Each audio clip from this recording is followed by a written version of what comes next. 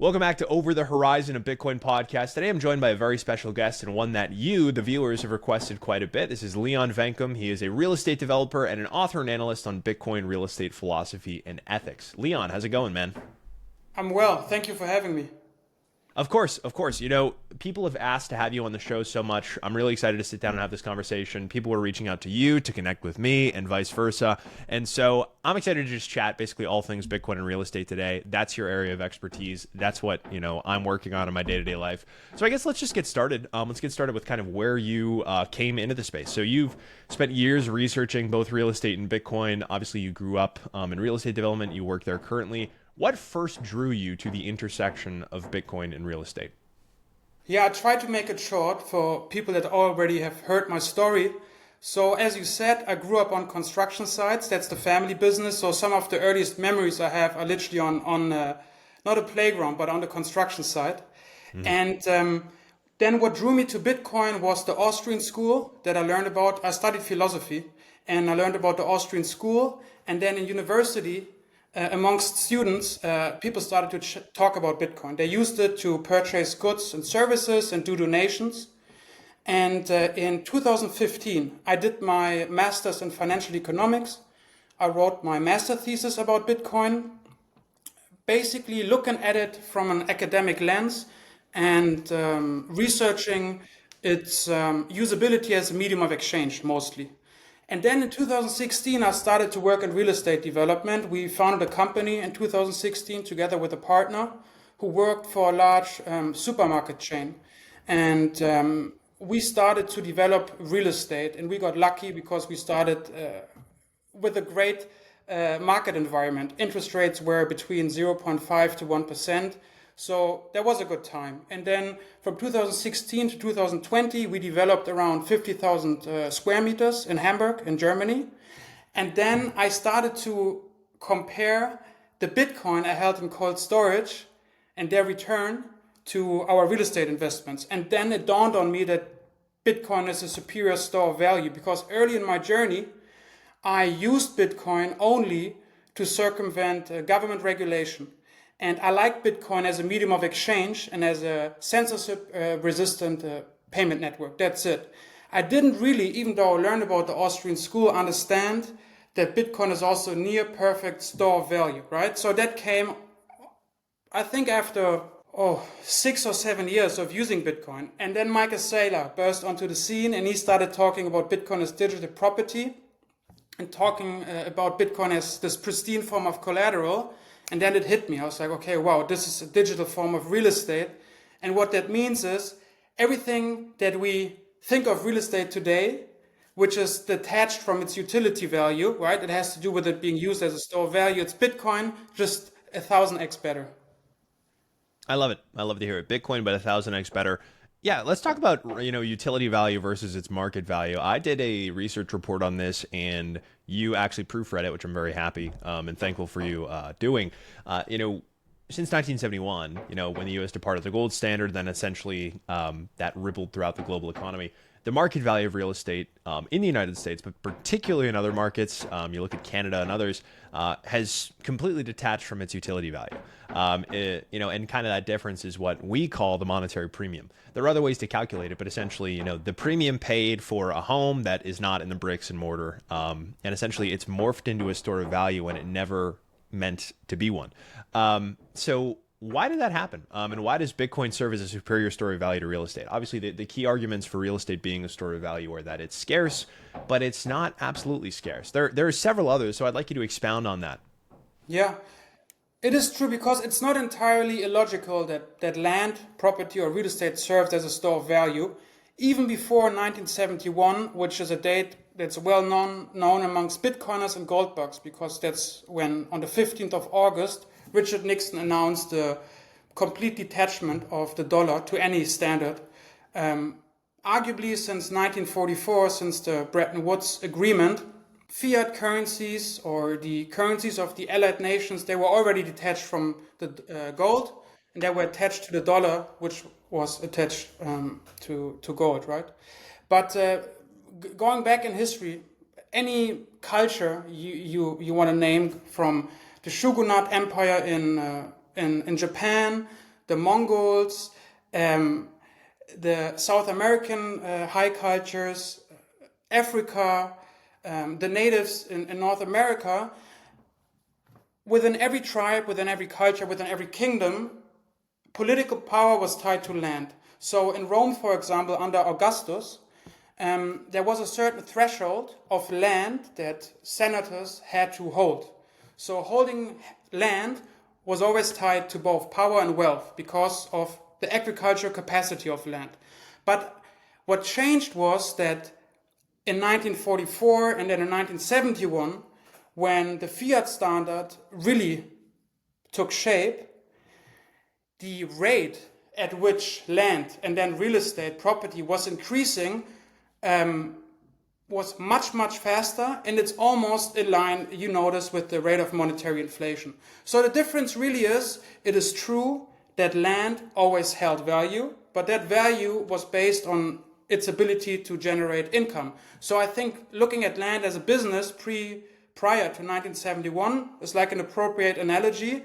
It was tied to wealth, yes, it was tied to power, but it was more treated as a business, right? Because you had to actually either rent it out or use it for agricultural capacity. Whereas today you can literally just sit on it and wait, and because there's more money being introduced into the system, land over time increases in value, not because it creates more value, but because the currency it is measured in is being debased.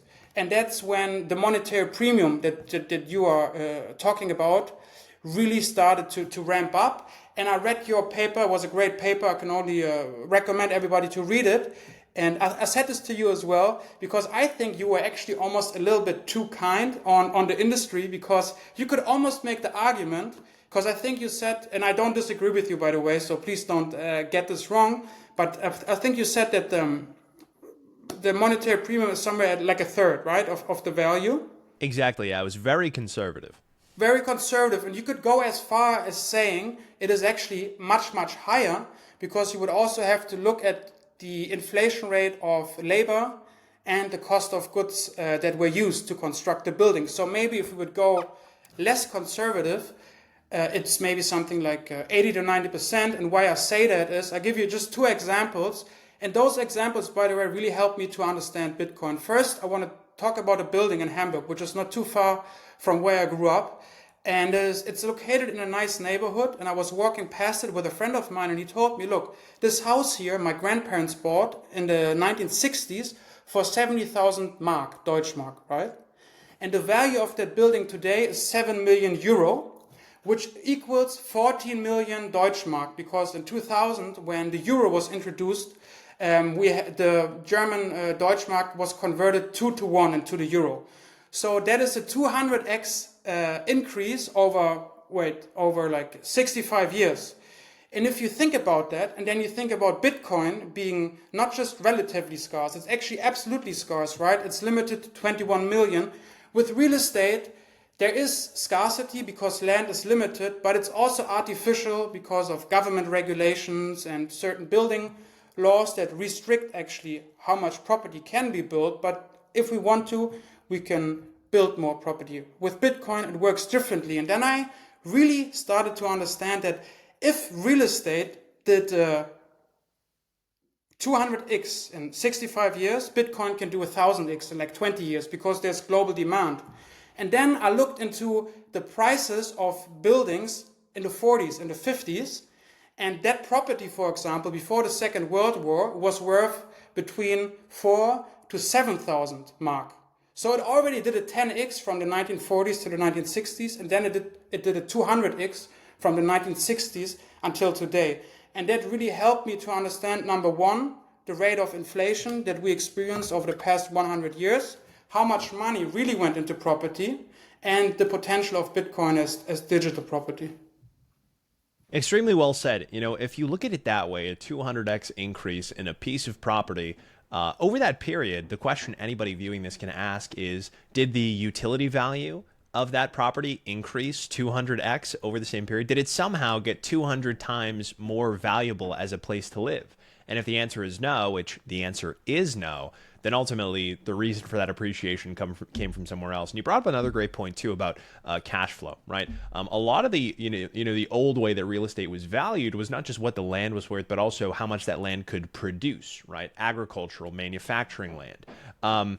But at this stage, right, the home that my mother is living in, for example, another great example, went from 550 when she bought it in 2004, $550,000, to $1.3 million in 2025. So in 21 years, it's increased by, 2.1, 2.2x. Its utility as a home didn't increase. In fact, she didn't actually make a single update to the interior of the home. Yet its value increased by 2.1 or 2.2x. And so ultimately, the increase in real estate value, barring technological advancements in agricultural land and manufacturing, which does increase you can call it productivity per square foot. Everything else has to do with that monetary premium. And I like that 90% number much more. And you're right, in my report, I didn't factor for things like even population growth. I didn't factor for. There were a lot of variables that I left out. And even without making all of the adjustments between, 1950 home prices, 1975 home prices, and today, you still wind up with an absurd monetary premium. I want to talk about that one point you made. You did a piece, I believe it was called, something like Bitcoin versus real estate, the cash flow myth. I want you to expound a little bit more on this point. How, we used to kind of gauge a land's value, any property's value, by its productivity, by what it could produce. And now more than ever, the lion's share of capital stored in real estate is not actually value generating. It's just sitting there and then appreciating as the money inflates. Yeah, it's a good point because in internal discussions with my friends and partners, I often get the, not anymore because I think I try to do a good job at educating both the people around me and the market with these articles that you're mentioning. But people that work in real estate, their argument or their counter argument against Bitcoin often is Bitcoin has no inherent value. And then I tell them, well, that's absolutely correct because nothing has. Value is totally subjective. And I think that's important to understand. And if you think by first principles, which the Austrian school of thought teaches us, you can look at any good that exists. And I always like to take the Rolex watch because the Rolex watch is considerably expensive, not just because it's made out of gold, and because a lot of craftsmanship went into making it, but because people want it, right? It's limited in supply and it's a status symbol. So there's a premium on the watch because of that, because subjectively people are willing to pay more for a Rolex watch than for another watch because of the branding or because of the demand that exists for that good. But there is no inherent value in the gold. You can't eat the gold, right? The gold is scarce, and because it is scarce, people over time started to give it value, for example, using it at jewelry, and then over time it developed into being money. So the subjectivity in value is very important to understand. Nothing has inherent value, and near perfect money especially has no value other than the value that people place into it. And with Bitcoin you can see it. Bitcoin is so valuable because of its security. People trust the Bitcoin network with their productivity, with their savings, because it's secure, and that makes it good money. But that is a subjective decision. So that's number one. And then once you understand that and you look at real estate and you look at the cash flow that real estate produces and the utility of real estate that you mentioned, which is you can rent it out, you can use it for manufacturing, for production, you can use it for agricultural use cases, right? But that's not the reason why it grows in value over time. The reason it grows in value over time is because people use it as money, because there is no better alternative, because they subjectively place more value on the property than it would produce just by its utility, right? And then also, obviously, with real estate, there are certain financing mechanisms that exist around real estate. It's arguably a politically protected asset class. There are various reasons for it. I think number one is that governments and shenanigans can do their schemes, but as long as they leave certain asset classes alone or they protect them, they are not in danger of being, I'd say, taken out of power by the elites, right? I mean, this is a very, very deep topic, but real estate is a politically protected asset class that allows the government to really act on socialist policies without the elites getting too angry because they make money by holding real estate.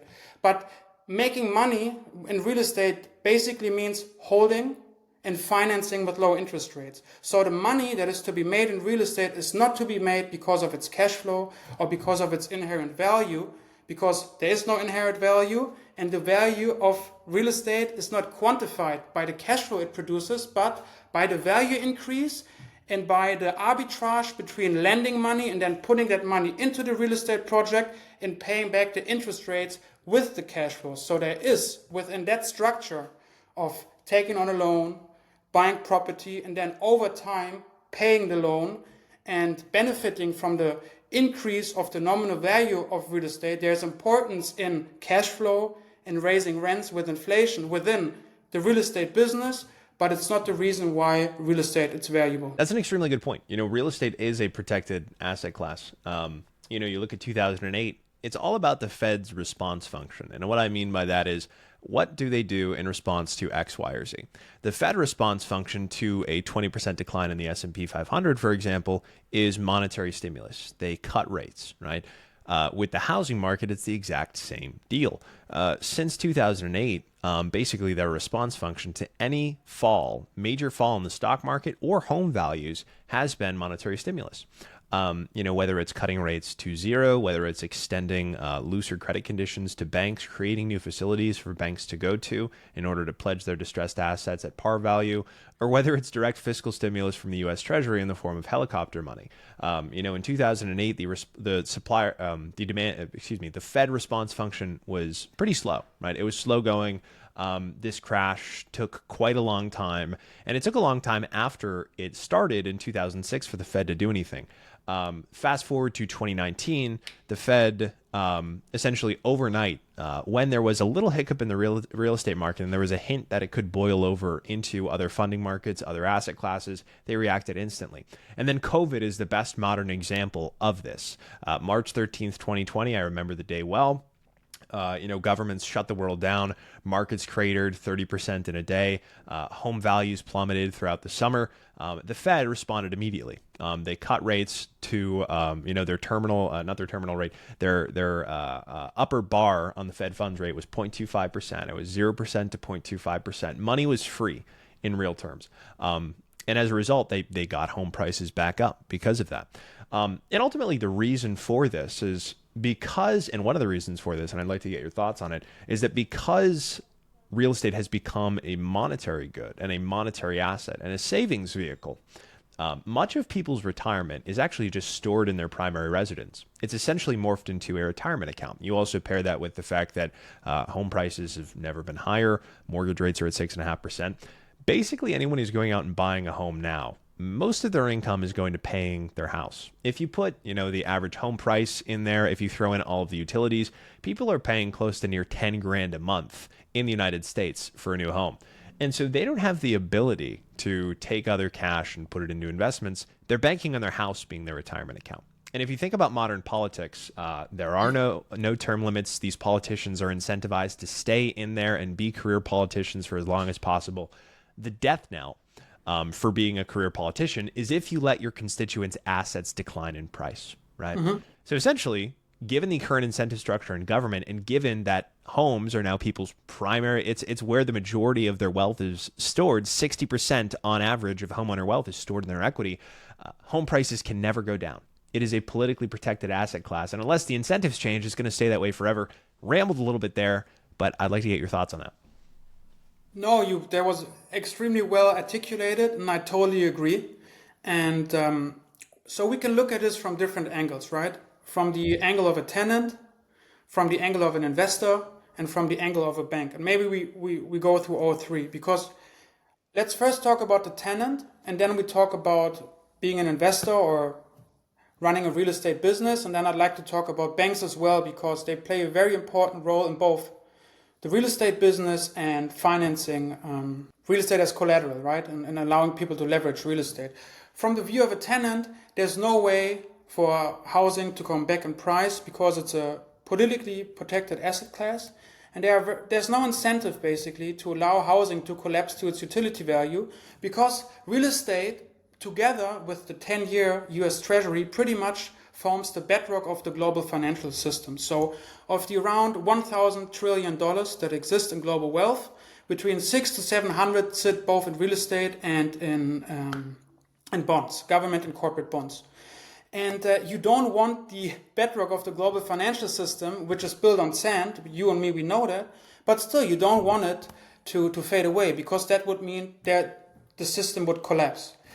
And then from the point of the investor, from a real estate investor, if you understand this dynamic, it's a great business to be in if interest rates are low. But if you think from first principles, you also have to understand that we are actually at a paradigm shift. So until 2009, it is very much true that real estate and real estate investing was a good way to hedge against the rate of monetary debasement. But since Bitcoin exists, that's not true anymore. That is not true anymore because Bitcoin, with its compound annual growth rate, beats real estate investing, even done on leverage, minus the tax advantages. So the tax advantages that exist around real estate, especially in the US, they don't exist around Bitcoin. That's very true, right? So it's important to say. But I do believe that over time, these tax advantages will also exist around Bitcoin, because not maybe in 5 to 10 years, Bitcoin will be a politically respected asset class. It doesn't necessarily need to be protected, because Bitcoin is a independent, uncorruptible monetary system. But it just needs to be accepted and understood. And once you understand Bitcoin as this long-term store of value, there's very little reason to have capital gains on it, because it also means that people can't use Bitcoin for payments. And if you are smart, which some politicians are, most aren't, you understand that you want as many people as possible in your jurisdictions to use Bitcoin for payments and as a store of value, because it will help as a counterweight to kind of balance out the rate of monetary debasement that any existing central bank has to go through to perpetually fund the cost of borrowing that they're facing right now, right? So you just have to understand that what is happening right now, there's a paradigm shift. Bitcoin as the supreme, near perfect money, great store of value, is taking the rank that real estate is holding at the moment. That's the investment thesis. Once you understand that, you need to pivot. If you want to stay in real estate because you are a developer by heart, you can integrate Bitcoin. I'm happy to share some techniques. And if you are an investor that just wants to make a return, you're better off building a Bitcoin treasury company or just buying Bitcoin, which is great because it eases the pressure on housing, which then also benefits the tenant. But if you don't see that, as an investor and as a business owner that is active in real estate, you'll lose. And I think in 20, 30 years, we look back at today and we think about maybe the early people that ventured from real estate into Bitcoin will be thought of as the people that ventured from retail into e-commerce, right? I think that's like a similar dynamic. And then now let's look at banks, right? So there's commercial banks, there are private banks, but banks also hold an interest in real estate because they finance most of the real estate projects. But once you understand there's an underlying risk now, when you underwrite a real estate project, there's another risk, and the risk is that the monetary premium that sits in real estate over time flows into Bitcoin. That is a huge risk because we identified the monetary premium that sits in real estate as the main reason for the profitability of real estate investing. And once you see that, if I would be a bank, what I would do, I would, let's say somebody has a real estate project worth $10 million, I would require the individual to take on an additional $1 million. So you put 91% of the loan into the real estate project, and then you take 9% and you buy Bitcoin with it, and you immediately hold it as a treasury in the same entity that constructs and holds the property. That is great for the property development because it juices up the returns, but it's also an insurance for the bank because let's say the monetary premium that sits in real estate flows into Bitcoin over 20 to 30 years. You catch that monetary premium in your own books.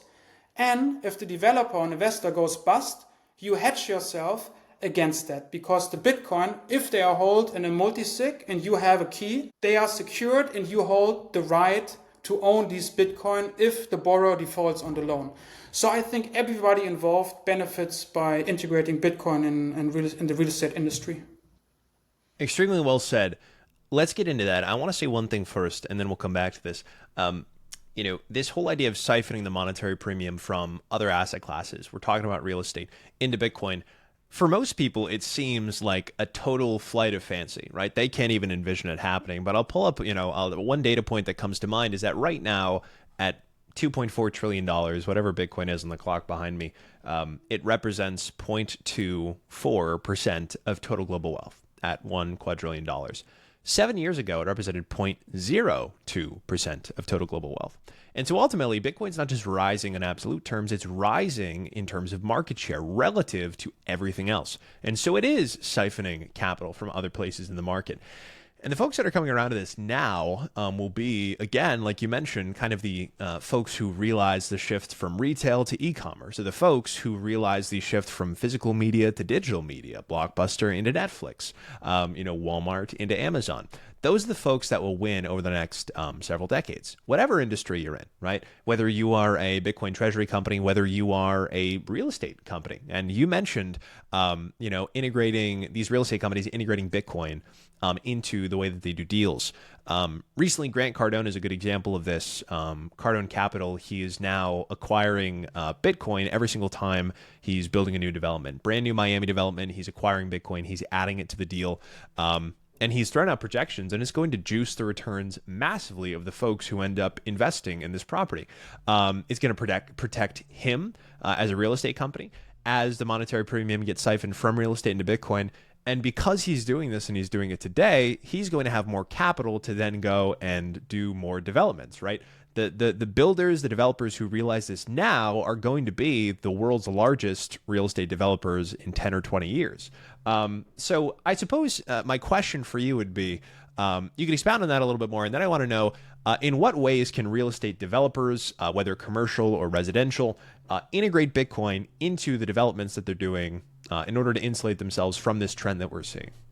Yeah, I think it's from my point of view, because I've been kind of talking about this for half a decade now, and very few people were eager to listen. And I'm amazed by how quick now the market is adopting Bitcoin because of its increase in price. Thinking about if you logically think, why were real estate investors so successful from 2008 till the end of 2021? Because interest rates were low, right? So there was very little reason to think about Bitcoin, to look at Bitcoin. And then in 2022, interest rates went up, Bitcoin went through a bear market, and then boom, it went from 15, 20,000 to where we are today, right? It made a 4, 5, 6x, depending on when you entered the trade. So I think that really helped real estate investors to understand the necessity to think about Bitcoin. And now we have large real estate investors, like you mentioned, who are starting to add Bitcoin to deals. So you add it to a deal, you can use it to build maintenance reserves. You can use Bitcoin mining to lower your cost on energy. And you can dual collateralize Bitcoin and real estate. I think that's really, really important also to bring this resilience into the global market. And I think that the speculative attack that strategy is executing, it's also attacking the monetary premium that sits in real estate because of their fixed income products, which give you less headache than the average real estate deal, but a comparable yield, right? It's not as easy to finance, but it gives you the ability to also have more optionality, because some of the products that they provide, they're fixed income, Bitcoin-backed securities, they give you the option to liquidate within a month's time. So that's more liquid than real estate. It's not as liquid as Bitcoin, but it meets investors where they are. People want cash flow, and it meets investors where they are.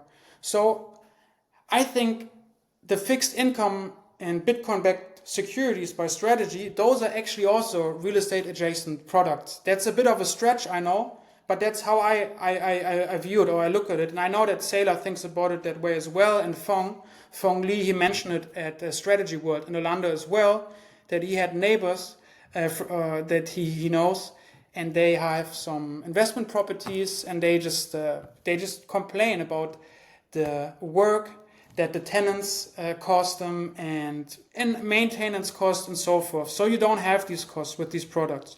But going back into the perspective of a real estate developer, so someone who's in real estate because they understand how to build, that's a skill set. So that skill set is still valuable, even on a Bitcoin standard, and particularly on a Bitcoin standard.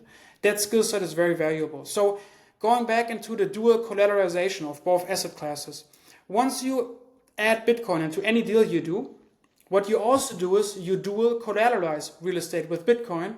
And I think over time, that will cause boom and bust cycles, as we know, to fade away. Because Bitcoin has short-term volatility, which is very, very extreme. That's for several reasons. Number one, it's a new monetary good, a commodity that's being valued by the market. So obviously that's going to be volatile. It's at the beginning of that phase. It's a $2 trillion asset in the face of over $1,000 trillion of wealth in the world. And then also it is either very high in demand or very low in demand. It's quite interesting. If you think about it, Bitcoin is either, like now, very high in demand, or it goes through a bear market where it is very low in demand. And because these cycles are short-lived and very extreme, they build resilience over time, and that leads to less boom and bust cycles. So as an economist, I don't work as one, but I studied financial economy, and of course I have an interest in it. That is particularly interesting because I think it can save the global financial system from the next crash. I completely agree. Yeah, dual collateralization of Bitcoin and real estate is very interesting. And I think it's going to be Bitcoin's next killer product of the next decade and 2 decades, because we've already seen at the margin these two things. One, we've seen these structured Bitcoin credit products like strategies, preferred equities. They've done quite well, right? Obviously, over the last couple of days, they've faltered a little bit, but they've done quite well. And ultimately, it is tapping the exact same types of people who are buying fixed income products that are collateralized solely by real estate, right? You get your predictable cash flows, whether that's in the form of a bond or, in the case of a strategy, a preferred stock. And arguably, because those cash flows aren't collateralized by something that requires maintenance and tenant management and property taxes and all these other things, arguably, it is a better deal for real estate investors. You are targeting the exact same types of people. But when you actually combine the best of both worlds, it does these two things. It reduces Bitcoin's volatility. Because ultimately you're going to get these real estate investors who have 5, 10, 20-year time horizons, who are generally buying these fixed income products, who, if somebody came out with, let's say, a dual collateralized Bitcoin loan, where you put up money to this into this instrument, it's collateralized by both Bitcoin and real estate, you get predictable cash flows from the real estate, and downside protection from real estate, but the upside volatility of Bitcoin. I think that will be one of the best-selling fixed income instruments of the next decade, frankly. And I think the first person to make that, the first entity to make that, will be one of the biggest financial institutions in the country.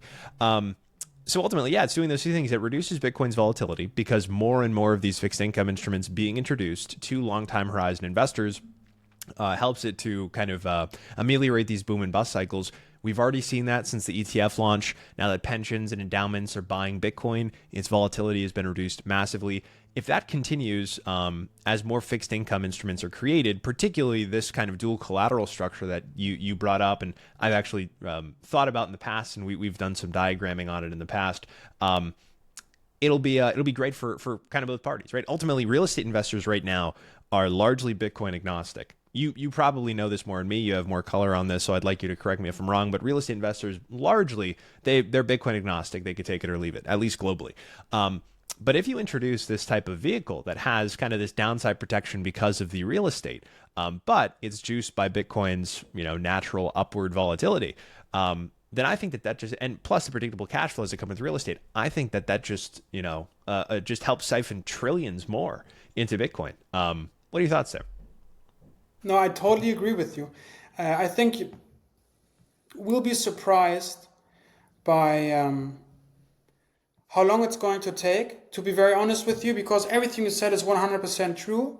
But it's also true that very few of the big boys or the big cats in the real estate space have fully embraced Bitcoin or fully, I guess, understood Bitcoin. I don't know if you can ever really understand what Bitcoin is, but at least you have to embrace it and then really find the time to deal with it. And real estate is a very time-intensive business. So I was just spending actually the weekend with a partner of ours who I value deeply, and he's He has a great expertise in real estate, and we discuss Bitcoin a lot. And he always says, you just go ahead and do it, but I don't have the time to think about it. And when I watch your videos, sometimes I just like lose focus after 2 to 3 minutes because I have so much on my mind, right? You constantly have to think about the interest rates. You always have a tenant that's troubling. Like, it's such a time-intense business if you're really deep down involved in the development and also then owning the property, because the highest yield you achieve in real estate is by actually constructing it with capital of somebody else, owning it over 20 to 30 years and paying off the debt. That's how you can really lever up your wealth. And if you do that, it will take a lot of time. 16 hours a day, 14 hours a day, 15 hours a day, you name it. But there's little time to think about Bitcoin because you are running the fiat hamster wheel and it's still paying off. But I think as pain increases with higher interest rates, which, by the way, Volcker increased interest rates in the early 80s to, I think, 17 or 18%. So interest rates are actually still very low. But because we've gone through decades and decades of monetary debasement, it already creates trouble in the market, which signals to me we are at the end of a debt cycle. I mean, Ray Dalio, he explains this very well. We are at the end of a debt cycle, meaning assets that benefited from the debt cycle in the past, like real estate, they won't benefit as much going forward. Whereas assets like Bitcoin, that are actually just being adopted as money, they'll benefit the most. So it will take time, maybe 10, 20, 30 years for people to catch on to what is happening, like it took time for the world to catch up with the internet. And I think it's going to be the US and Canada, they are move first, especially North America, and then Asia. The Middle East is moving as well. Like when I have conversations with people from the Middle East, they really get it because they understand commodities. That's my feeling, at least. They understand oil and gold, so they have an understanding of commodities. Whereas in Europe, people still believe that real estate is so valuable because it is a business or because it has utility value, because the euro actually has been introduced to Germany 25 years ago. And until the 2000s, the Deutschmark was actually pretty strong. It was backed by gold in a sense. Of course, it was a fiat currency that was tied to the dollar mainly as well. But the rate of monetary inflation in the 60s and the 70s and the 80s in Germany was considerably low if you would compare it to other markets in the world. So the market was actually considerably stable. Whereas in the US, interest rates fluctuate a bit more. So we had more boom and bust cycles in real estate. And real estate investors tend to be a little bit more aggressive. It's almost like being in venture capital. Whereas people in Europe, they invest over long periods of time, maybe over 2 or 3 generations.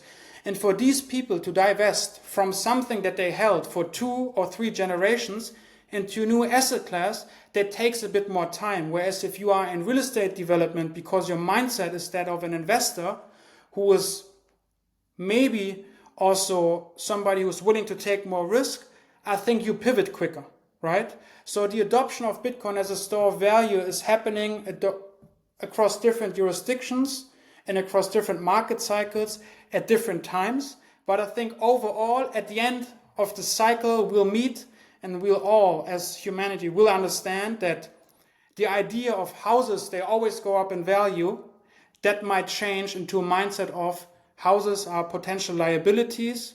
Bitcoin always goes up in value. I think that's the end game. Absolutely. I think you're exactly right. I mean, ultimately, my generation, I'm 24 now. We've grown up in the United States with this assumption that, a home is what you want. As soon as you get out of school, you want to be renting for as little time as possible, save up for that down payment, throw it on a house, buy it as quick as you can. That's your asset. Ultimately, I think my generation is shifting partly out of necessity because of how unaffordable homes are, but also toward this realization. And institutional allocators are beginning to realize it at the margin too, that real estate, as you mentioned, comes with a horde of liabilities. Not only that, but it's also relatively scarce, not absolutely scarce, right? You look at the amount of land in the United States that's not developed, in Canada, all across Europe that's not developed, particularly North America though.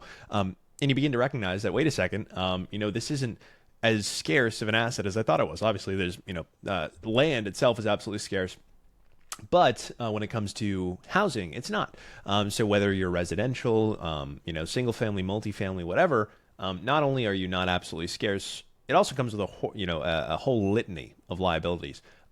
One of the last things I want to ask you, and I have a couple more questions, would be about the liabilities that come with real estate. One could argue that because of the amount of liabilities that come with owning a property, it isn't inherently an asset unless you maintain those liabilities, right? If you do not maintain your mortgage or your property taxes or your utility bills, your asset either decreases in value massively or is completely taken from you. So I'd like for you to speak to that a little bit and whether or not you agree with kind of that general statement. But yeah, speak to some of the liabilities that come with owning real estate and why Bitcoin is a more perfect store of value because it doesn't have those.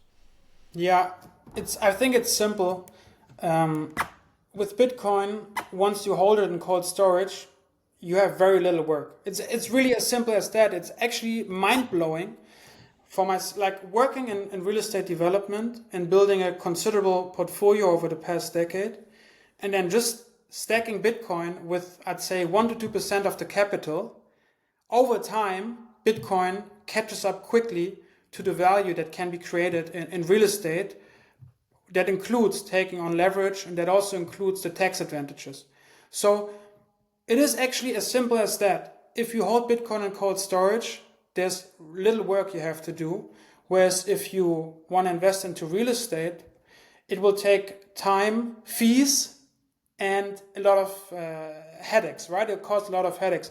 Think about it. I mean, my soul is connected to construction. People always ask me, Leon, why do you consistently still talk about real estate? Why don't you just go full into Bitcoin?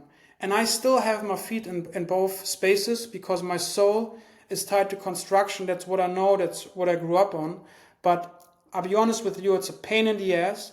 On a daily basis, I get calls by tenants that just leave their rubbish in an apartment, that don't pay their rent. You always have lawsuits. You usually, if you have a certain scale, you have a lawyer that you talk to on a daily basis because you consistently have lawsuits with tenants. It's crazy. I mean, once you have over 100 apartments, I can guarantee you have at least one lawsuit a month.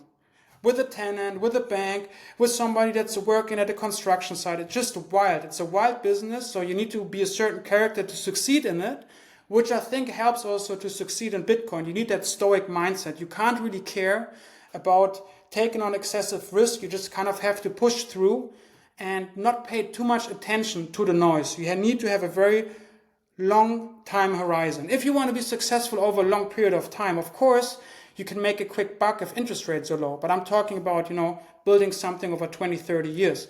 So I think that mindset is easily applicable into Bitcoin, but you can do it with less leverage. You can also build a Bitcoin treasury company where you can kind of also execute a speculative attack on fiat currencies like real estate investors do, because essentially that's what real estate investors are doing. They borrow a cheap, weak currency and they buy an asset that's scarce, and over time it increases with monetary debasement.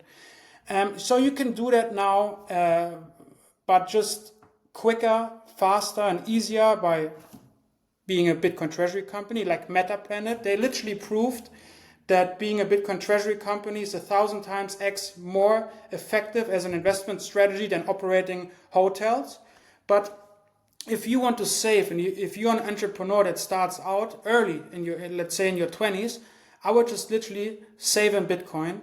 And by doing that, you'll outperform your friends that invest into real estate. I guarantee you over time, and you have much less things to worry about, where actually over time you become more independent of the existing system. Whereas in real estate, the more successful you are, the more problems you have. It's like more money, more problems. It's very true when you talk about real estate. It's not true when you talk about Bitcoin. It's almost like a bigger stack and less problems. I couldn't agree more, right? The speculative attack is ultimately, and Pierre Rochard talking about this speculative attack back in 2014 as it relates to Bitcoin. Amazing piece. I'd recommend everybody go read it if you haven't already. It's on the Nakamoto Institute website. Ultimately, that's what every investor is doing, whether they know it or not, right?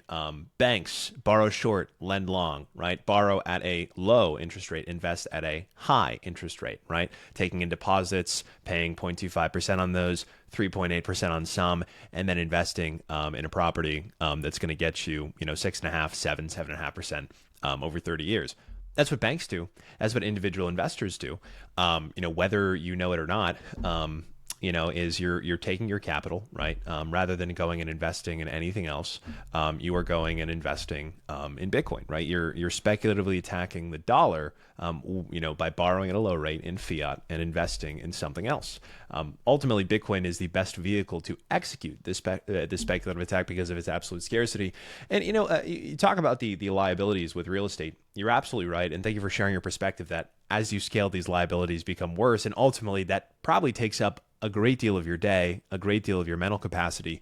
Do you think that because Bitcoin comes with less of these liabilities, and you've spoken about, kind of the role of Bitcoin in addressing the housing affordability issue, do you think that because Bitcoin doesn't have any of these liabilities and it serves as a better store of value, do you think that, this world we've been moving into, which is big property developers buying up massive chunks of land, buying houses en masse, and essentially trying to make it so that instead of owning a home, people are renters for life? Basically, it can be referred to, you've probably heard this, of housing as a subscription service, right? You're never going to be able to own your home. You're only going to be able to rent. Do you think that the headaches introduced by real estate as these companies, as these private equity funds, as these massive investment managers, scale their real estate holdings, do you think that the headaches that they get will drive them to drop that future, move into Bitcoin, thus making housing more affordable? Good question. I mean, I am, right? I am. So there are developers that are moving in that direction. I can't speak for other people. And I do believe things will get worse before they'll get better. But everything kind of happens at the same time. So if interest rates drop to, let's say, 3%, we could see the price of housing going up because as the cost of capital decreases, the available liquidity increases, and that liquidity usually gets funneled into real estate. But at the same time, there's individuals like you and me and entrepreneurs that build services and product with which individuals can make sure that for themselves, housing becomes more affordable. Because if you hold Bitcoin, everything becomes cheaper in relation. Plus, if you understand that the property you hold carries a monetary premium, if you own it, right? You have the ability to refinance that, right? And then build a Bitcoin stack. And also the dual-collateralization that we talked about will over time create more resilience within the market, but that is happening alongside the continuous debasement of fiat currencies. So it's almost like there's these two systems that are running in parallel and they are being connected over time with companies and financial products. And what I envision is, rather than slipping into an extreme boom and bust cycle, Bitcoin can act as a type of cushion that kind of levels out the inability of the existing system to allocate capital correctly, because there's a large misallocation of capital due to the wrong incentives. And I think what fiat really is, it's dishonesty. If you really think about what fiat is, it's dishonesty. And somebody wrote on Nostra the other day, and I really liked that. He said, we can fix that within ourselves.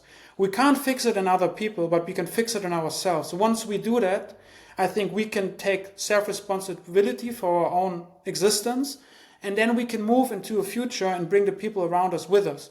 And over time, hopefully, we can serve as inspiration for others. That's an extremely well said statement you gave. Thank you so much for that. Leon, thank you so much for coming on the show. We have to do this again sometime. I don't even think I got through a third of what I was going to ask you because your answers were so good. If there was one parting message that you could give the viewers about Bitcoin, real estate, the future, take a philosophical angle, whatever you want, what do you want to leave viewers with? I think it's kind of like be relentless in what you're doing. Like if you find something that you love, just go for it. If it hurts, keep going. Keep stacking. If you are in real estate, just be aware of what is happening without being scared. See Bitcoin as an opportunity. I think make it a priority to either integrate someone into your company that is Bitcoin savvy, so like a head of Bitcoin, into any. I think any real estate company needs a head of Bitcoin, like any company has a CFO. I think you should have somebody in your company either that you employ or somebody that just educates themselves on Bitcoin. I think it's very important to learn about Bitcoin and integrate it into the existing business model. And you can do it slowly, gradually, but don't stop. Just continue doing it. Be relentless. Absolutely. Extremely well said. Leon Wankum, thank you so much for coming on the show. If people want to learn more about you, see more of your work, where can they find you? Yeah, so I'm working on a book, and I've been working on it for 2.5 years now. But it's going to be around 350 pages, and I'm kind of laying out what is happening, how to deal with it, and what the effects are. And I keep gaining more insights, so I keep extending the book. But now I have the finished script. Over the next 2 or 3 months, I'll finish it, and then it's going to be released with Bitcoin Magazine. And you can go on leonwankum.com. There you can find my articles going back into 2015, my master thesis, and other pieces I wrote early on Bitcoin and real estate. And then I have a newsletter on Substack, leonwankum.substack.com, where I share a piece monthly, and I go very deep into different topics. At the moment, I'm interested, of course, in the Bitcoin treasury phenomenon, because I think it's the logical consequence of what is happening with the digitalization of value, and Bitcoin being the ultimate speculative market. It draws speculation away from markets like real estate, and it pulls it onto Bitcoin. So I wrote a long piece on MetaPlanet, and yeah, it's for free. There are no ads. Just if you want to read it, feel free. Fantastic. Leon, thank you so much. We'll have to talk about that and more when you come back on the show, if you'd like to come back. Thank you so much for coming on once again. And if you, the viewer, enjoyed, make sure to like and subscribe. And of course, check out all of Leon's stuff that's left in the description. And we'll talk to you guys soon. Thanks, Leon. Cheers.